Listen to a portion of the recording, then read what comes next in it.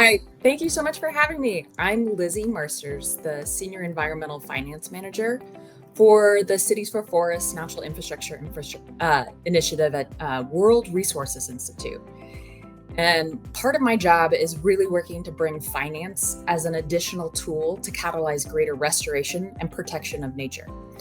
So I really am and keen on valuing nature for its holistic contributions to communities and ecosystems.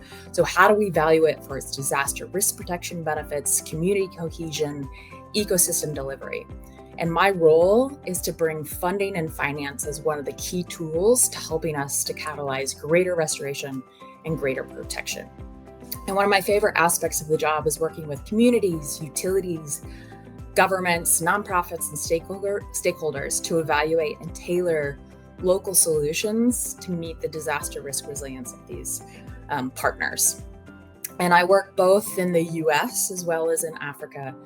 And in the US, where some of the financial enabling conditions are more ready, we work to pilot and test innovative solutions. So for example, in Utah, where there is high catastrophic fire risk, we launched a resilience fund in partnership with the federal government, the state, and local water utilities to pool contributions totaling $8.3 million to reduce the catastrophic wildfire risk and protect the watersheds that are delivering water to both communities, to agriculture, and to downstream Great Salt Lake.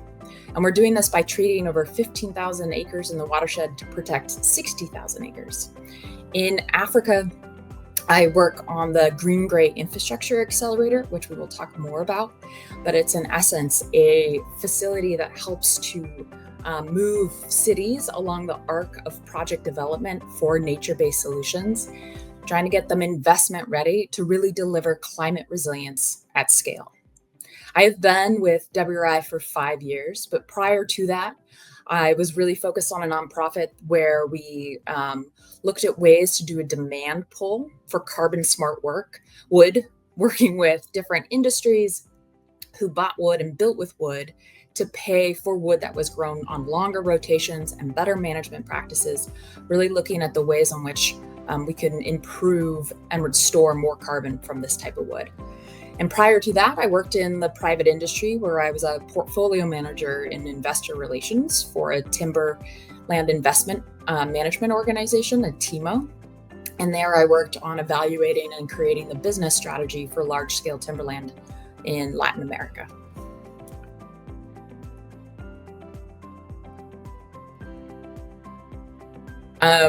Yes, this report, it was a work of love for over the past 3 years called Growing Resilience, Unlocking the Potential of Nature-Based Solutions for Climate Resilience in Sub-Saharan Africa. And it was a collaboration between WRI and the World Bank with contributions from the African Development Bank. And through this study, we examined the status and trends of nature-based solution projects that were specifically designed to address climate resilience in sub-Saharan Africa between the years 2012 and 2023. And from this study, we identified nearly 300 projects in total, some that were just solely nature-based solutions, meaning they were just green projects using nature to deliver a climate resilience benefit.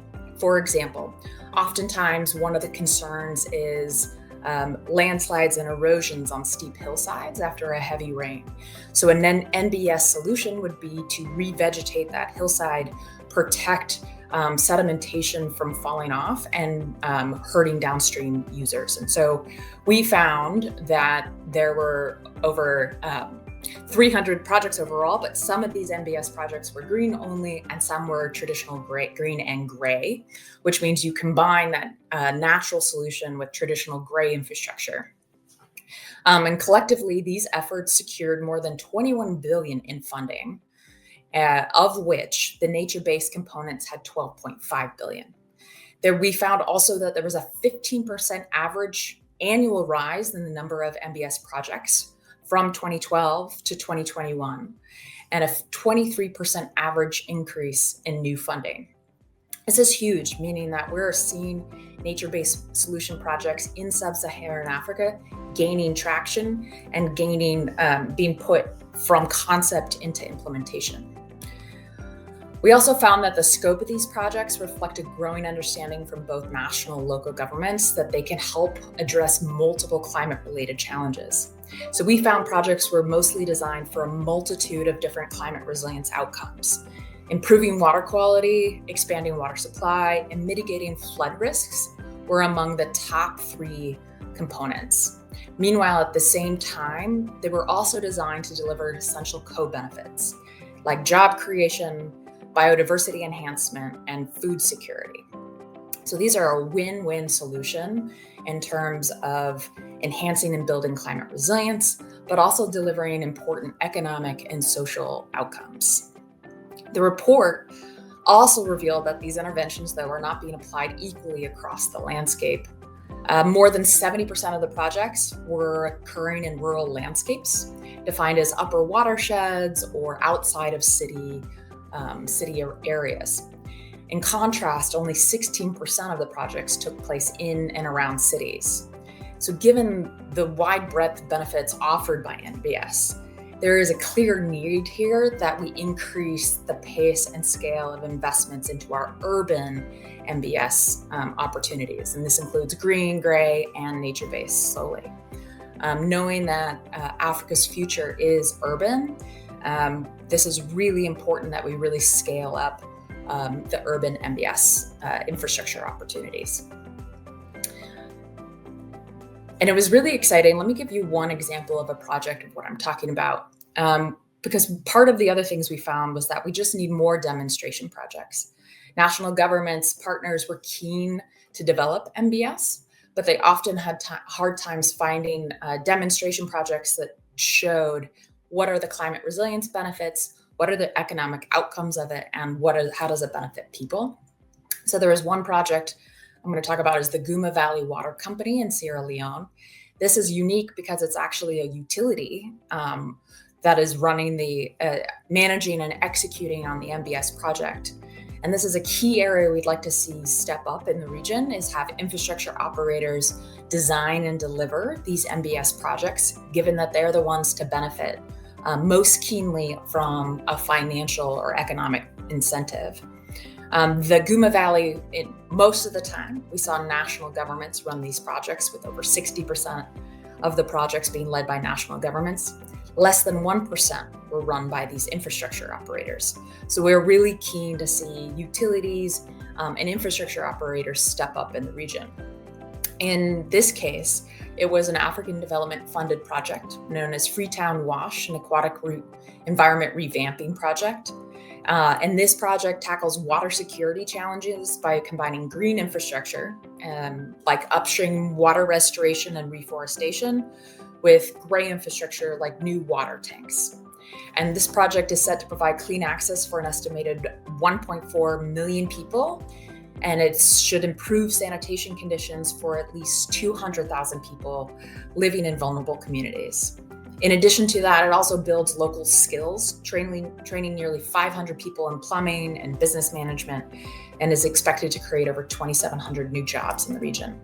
This is just one of many projects that we found that were really exciting, and we hope to see more and are encouraged by what we found to see more across the region. So as I mentioned in the report, one of the things we found that was lacking was these urban green infrastructure projects. And so taking our research and putting it into action, we felt it was really important to really focus our resources and technical expertise in the urban area. Knowing that urban cities in sub-Saharan Africa are facing rapid population growth, which means we're having unplanned development that is causing the loss of biodiversity, green space. In addition, we know that these communities are most vulnerable to the growing impacts of climate change. They're at the forefront of flood risk, heat risk. And so how can we design solutions that are tailored to meet the needs of these African cities and ensure that these populations have greater climate resilience and more equitable access to resources? And to that end, we designed the Green Gray Infrastructure Accelerator, which is a facility, and it's a program that is designed to offer the resources, innovative approaches, and strategic engagement with communities, governments, and investors to remove the barriers to designing and implementing gender and social equity responsive nature-based solutions and green-gray infrastructure. So part of what the accelerator does is it works with an initial cohort of 11 cities across 7 countries. And we, in these cities, have local WRI staff that are fostering and supporting the governments in their aims to set and establish the policy frameworks necessary to make it easier to design and fund and finance these nature-based solution projects. We're also exploring ways in which we can design the business case to help them advocate for both domestic resources as well as unlock international and investor resources for these types of projects. And so we are helping design cost-benefit analysis, developing the appropriate financial mechanism, trying to make these projects investment ready. And finally, the other component, which is really key, is the community engagement and capacity building. How do we ensure that these projects are designed with community input and stakeholder input so that the benefits that they are going to deliver are received by the most vulnerable and make sure that we have real, tangible climate resilience as an outcome of this. And so this program fosters peer-to-peer learning, and we provide that targeted project development assistance. In addition to that, we are convening investor roundtables that helps bridge the gap between project developers and city governments with funders and investors of these types of initiatives, ensuring that we can make these projects eligible for the type of capital that's out there, in addition to making sure that they are delivering the intended benefits.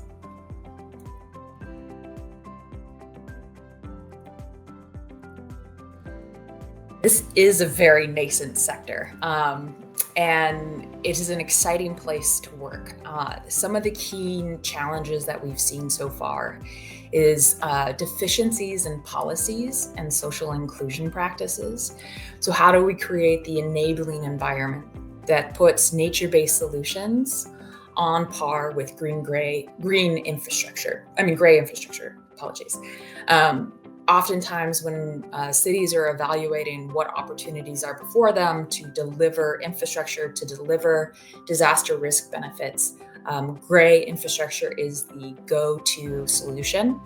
We want to encourage and create policies and practices that offer nature-based solutions in equal standing to gray infrastructure and demonstrate the benefits to that. What makes that challenging is that there are few projects that actually showcase this success. And we don't always have the monitoring and evaluation data that says, here's how much resilience has been delivered. Here's the disaster risk reduction in terms of flood risk. Here's the heat, avoided heat because we've cooled down the city enough through some of these nature-based solutions. And so part of our challenge here is how do we both create the bankable project and continue to invest in the monitoring evaluation of the 300 projects that are across the region, showing that they do deliver benefits from climate resilience, economic cost savings, and job security, and some of the social benefits.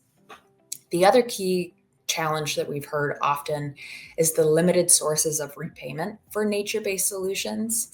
Oftentimes for your great infrastructure projects, you have ratepayers or city budgets that have been established and are an approved source of repayment. When we talk about how to fund and finance nature-based solutions, oftentimes the cash flows, say from a timber harvest or from fruit, are years away and not an established form that investors are willing to take a risk and finance some of these projects. And so that's a key source we're focused on, is how to ensure and increase the understanding and viability of some of these projects. Lastly, I will say that investors are seeking somewhere between $25 million in deal sizes, and oftentimes these projects are very small, less than $5 million. And so there's a difference between what types of institutional investors are seeking in terms of project size and ticket size, and the actual size that these projects take.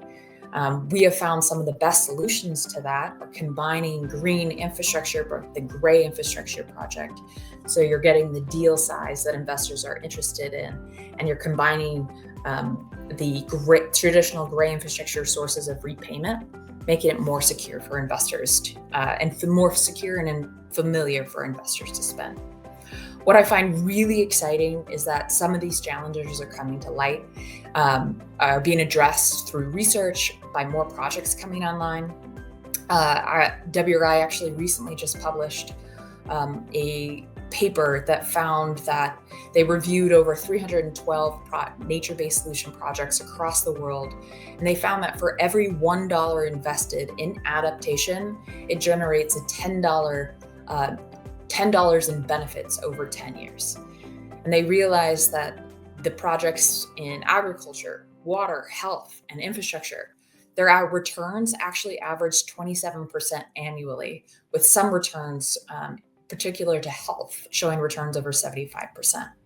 So we are increasing the number of projects that we're seeing that can demonstrate this triple dividend, which is we have a significant amount of economic benefits if we can calculate it appropriately from the cost savings that result from a more resilient community.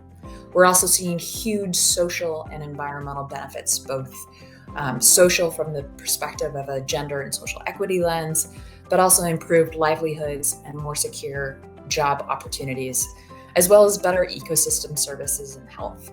So that's really exciting that we're starting to see the research match up with some of these project investments. And I'm excited to see the region grow and expand its investment in nature-based solutions.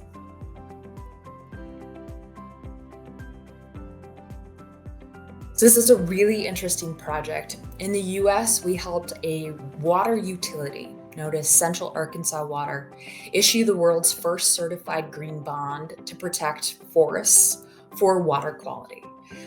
This was a green-gray infrastructure project. As I mentioned, it's coupling the green components, which is forest management, forest acquisition, with some gray infrastructure which included infrastructure efficiency upgrades, such as new pipes and pumps.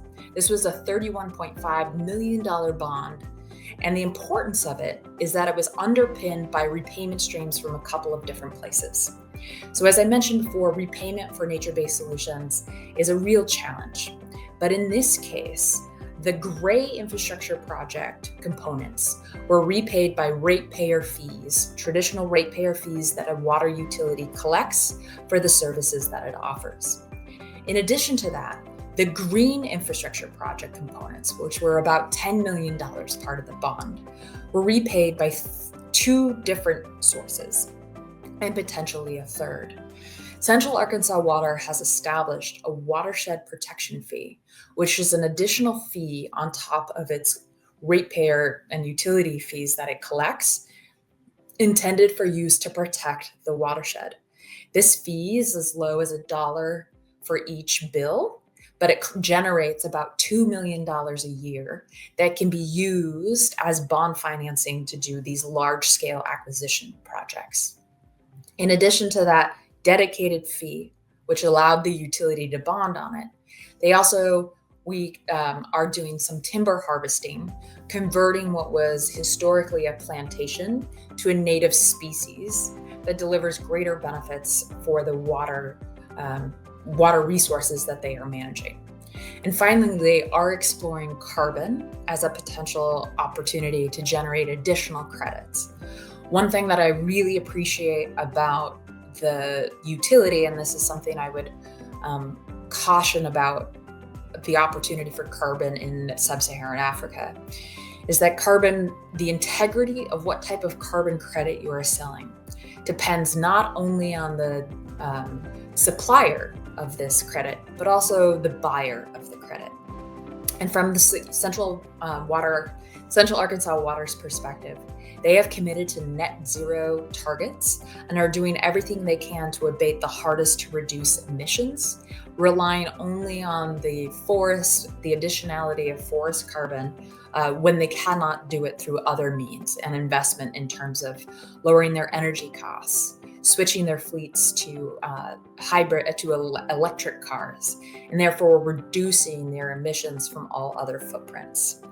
This would require that then also whoever buys this credit take the similar steps. And we highly recommend that there is a stronger evaluation of the market, both of supply and demand, for carbon offsets or carbon credits to deliver actual climate benefits to the world. And so we're really keen on seeing an improved integrity of the system, both from demand side, ensuring that folks who are buying these carbon credits are actually taking the steps to reduce their emissions across the board, as well as from the supply side, ensuring that the additionality provided by the carbon that they're selling is true to the management practices and the way they're operating from a nature perspective.